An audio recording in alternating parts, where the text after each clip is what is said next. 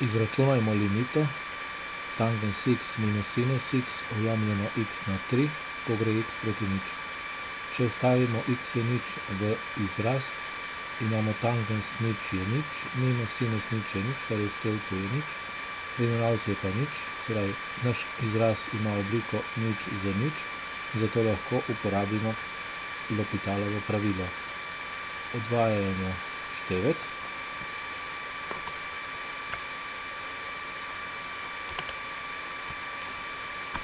Odvod tangensa je 1 ulomljeno kosinus kvadrat x.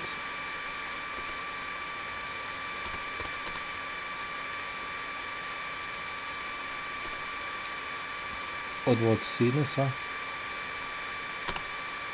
je pa kosinus x.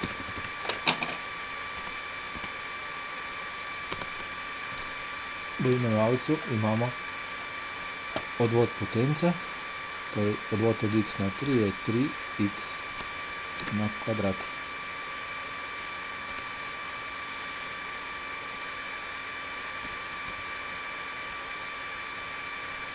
Je ko preizkusimo ponovno, ali lahko uporabimo L'Hopitalovo pravilo, imamo kosinus nič je 1, 1 minus 1 je nič in spet nič z nič, torej vidimo, da lahko še enkrat uporabimo L'Hopitalovo pravilo. Pripišemo najprej tole limito, da jo poenostavimo.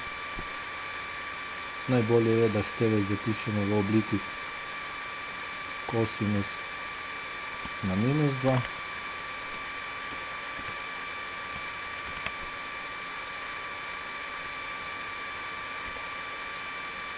in odvajamo.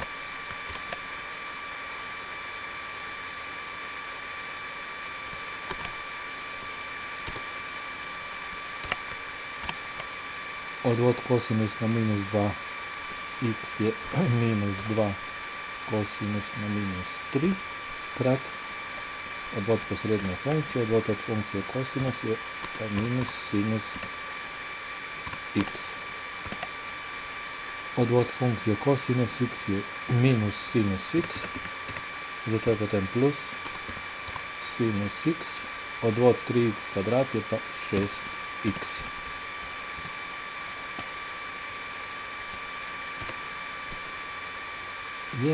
V števcu lahko izpostavimo sinus x,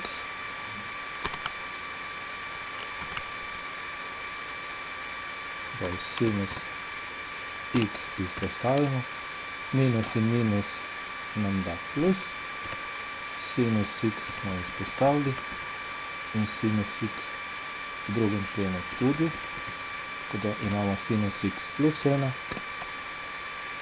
V imenovalcu pa je bolje, da zapišemo najprej x